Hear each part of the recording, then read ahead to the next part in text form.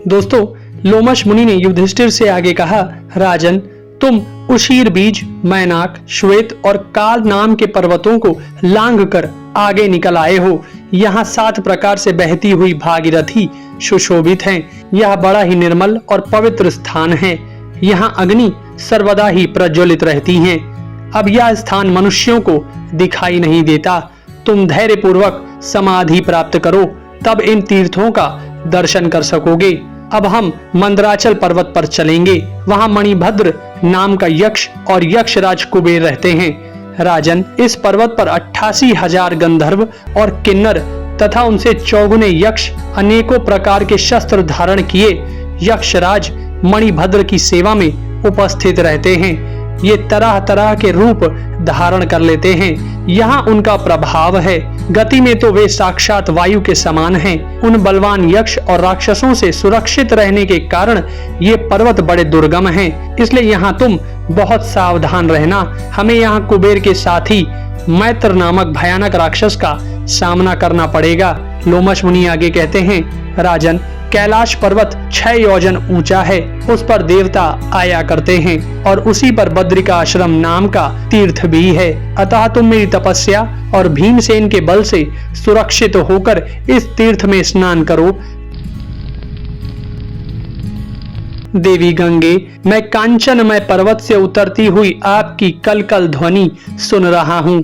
आप इन नरेंद्र युधिष्ठिर की रक्षा करें। इस प्रकार देवी गंगा जी से प्रार्थना करके लोमश जी ने युधिष्ठिर को सावधान होकर आगे बढ़ने का आदेश दिया। तब महाराज युधिष्ठिर ने अपने भाइयों से कहा, भाइयों, महर्षि लोमश जी इस देश को अत्यंत भयंकर मानते हैं। इसलिए तुम लोग द्रौपदी की संभाल रखो, इसमें प्रमाद ना हो। यहाँ मन, वाणी और शरीर से भी बहुत पवित्र रहना। भीमसेन, मुनिवर ने कैलाश के विषय में जो बात कही है वह तुमने भी सुनी ही है।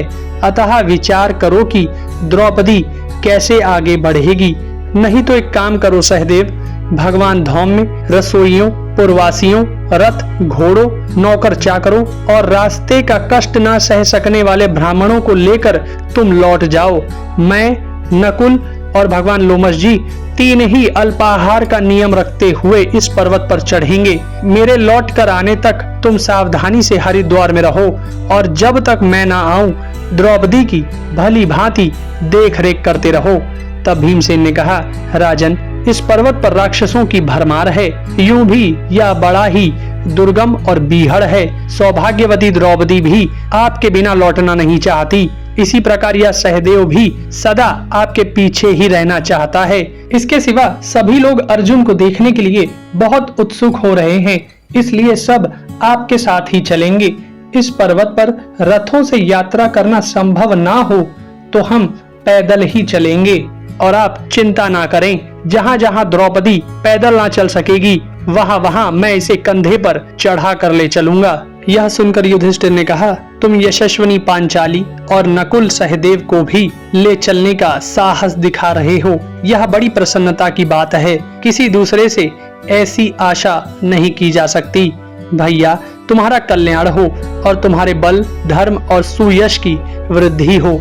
फिर द्रौपदी ने भी हंसकर कहा, राजन, मैं आपके साथ ही चलूंगी। आप मेरे लिए चिंता ना करें। लोमश जी बोले, कुंती नंदन, इस गंधमादन पर्वत पर तप के प्रभाव से ही चढ़ा जा सकता है। इसलिए हम सभी को तपस्या करनी चाहिए। तप के द्वारा ही हम, तुम तथा नकुल, सहदेव और भीमसेन अर्जुन को देख सकेंगे। इस प्रकार बातचीत करते वे आगे बढ़े तो राजा सुबाहु का विस्तृत देश दिखाई दिया। यहाँ हाथी घोड़ों की बहुतायत थी तथा सैकड़ों किरात, तंगन और पुलिंद जाति के लोग रहते थे। जब पुलिंद देश के राजा को पता लगा कि उसके देश में पांडव लोग आए हैं तो उसने बड़े प्रेम से उनका सत्कार किया। उससे पूजित होकर वे बड़े आनंद से उसके यहाँ रहे। दूसरे दिन सूर्योदय होने पर उन्होंने हिम से आच्छादित पर्वतों की ओर प्रस्थान किया। उन्होंने इंद्रसेन आदि सेवकों को, रसोइयों को तथा द्रौपदी के सारे सामान को पुलिंद राज के यहाँ छोड़ दिया और फिर पैदल ही आगे बढ़े। फिर युधिष्ठिर इस प्रकार कहने लगे, भीम, मैं अर्जुन को देखने की इच्छा से ही 5 वर्ष से तुम सबको साथ लिए सुरमय तीर्थ, वन और सरोवरों में विचर रहा हूँ, परंतु अभी तक शूरवीर धनंजय को ना देख सकने से मुझे बड़ा ताप हो रहा है। अर्जुन के गुणों की क्या बात कहें। यदि कोई साधारण मनुष्य भी उसका तिरस्कार करता तो भी वह उसे क्षमा कर देता था। सीधी साधी चाल से चलने वाले पुरुषों को वह सुख शांति देता था और उन्हें अभय कर देता था। यदि कोई छल कपट से उसके साथ घात करता तो वह स्वयं इंद्र ही क्यों न हो उसके हाथ से बच नहीं सकता था। अपनी शरण में आए हुए शत्रु पर भी उसका बड़ा उदार भाव रहता था। हम सबका तो वह सहारा ही था। वह शत्रुओं का संहार करने वाला, सब प्रकार के रत्नों को जीतने वाला और सभी को सुखी रखने वाला था। देखो, उसी के बाहुबल के प्रताप से मुझे त्रिलोकी में विख्यात दिव्य सभा मिली थी।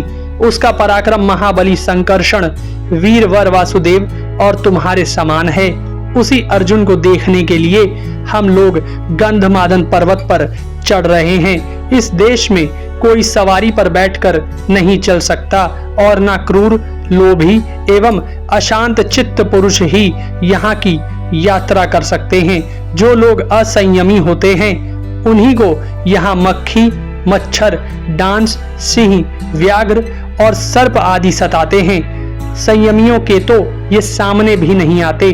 अतः हमें संयत चित्त और अल्पाहारी होकर इस पर्वत पर चढ़ना चाहिए।